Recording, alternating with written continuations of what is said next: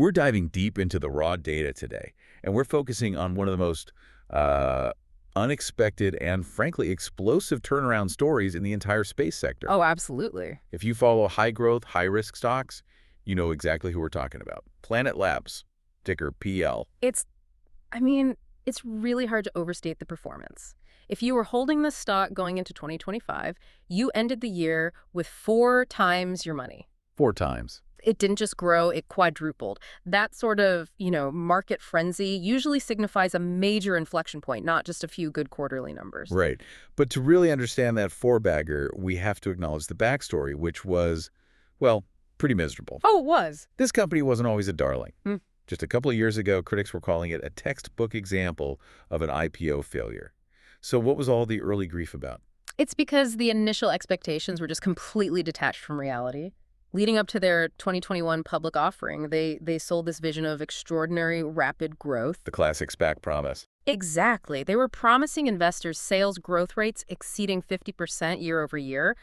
And on top of that, these rock-solid gross margin rates above 70%. And those promises, they just fell apart almost immediately. Almost instantly. By 2023, the reality was pretty grim. We weren't seeing that breakneck 50% growth rate. It was closer to 20%.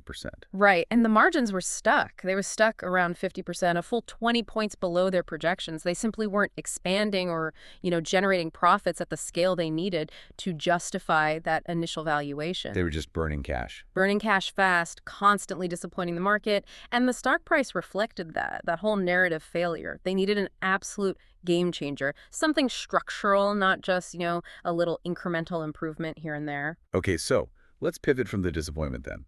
Let's move straight into the moment everything changed. This is where the story gets really fascinating. We're talking about the financial miracle that dropped in January 2025.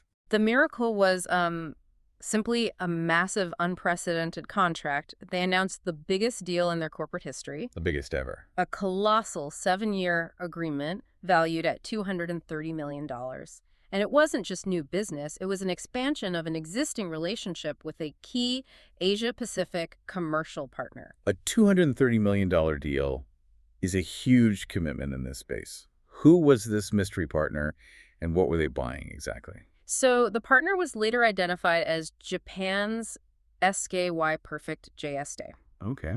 They're a really significant player in broadband internet and TV broadcasting, but they were looking to aggressively expand their offering into, quote, space-based intelligence services. Interesting. So the deal stipulated that Planet Labs would design, build, and deliver an entirely new constellation of their high-resolution Pelican satellites. The new ones, and then dedicate a specific capacity on those satellites, a dedicated lane, essentially, to JVI for the next 7 years. So it's not just a subscription.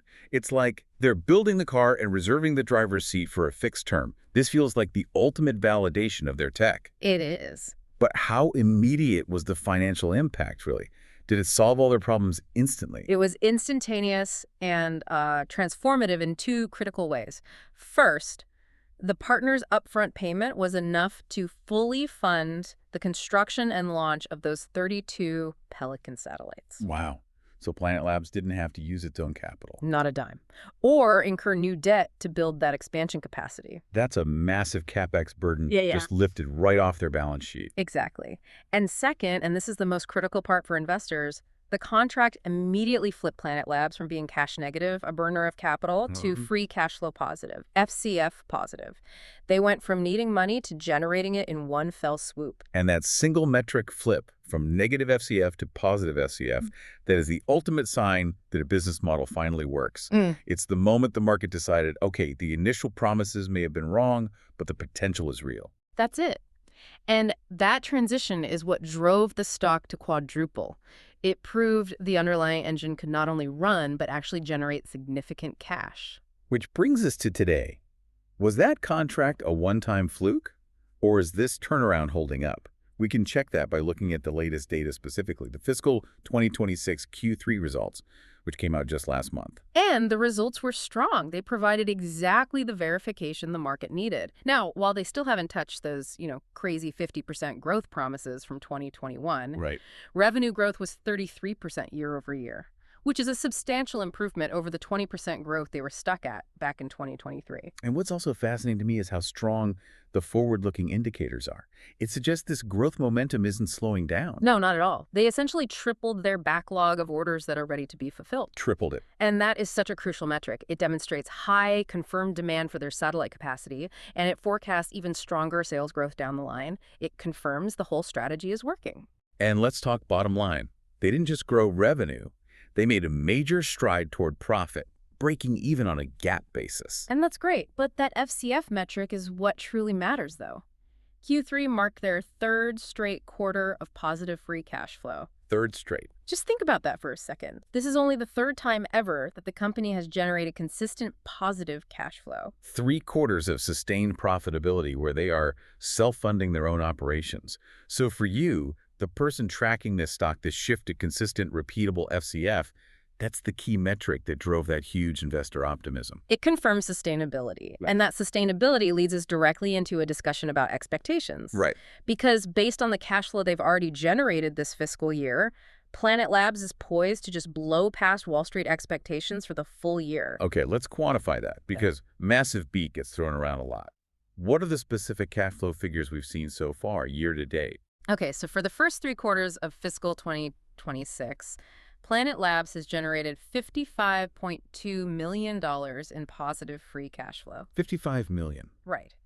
If you just extrapolate that run rate for the 4th quarter, just assuming the current trend continues, the full year projection lands somewhere around $73.6 million. $73.6 million. That number, I mean, that's staggering when you compare it to what the analysts are expecting. It's a huge divergence. According to S&P Global Market Intelligence, most analysts who cover the stock are only forecasting $24 million in free cash flow for the entire year. 24. We are talking about a potential beat that could land at 3 times the expected outcome. That gap is enormous.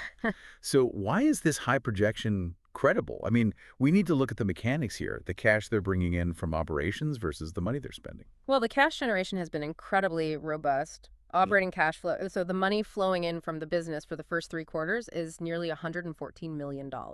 Meanwhile, capital spending, the money they're laying out for new satellites and launches, has been held to just $55.1 million. Wait, so even if you include, what about software? Even if you include their spending on capitalized software, it's only $59.7 million. So they're generating almost twice as much cash from their operations as they are spending on new assets, even while building out the new Pelican constellation. That's it. And the total projection for capital spending for the whole year, it's projected to land below $80 million.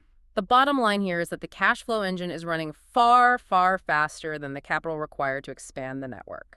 I see the connection now. Okay, the math is extremely compelling. Let me just process this.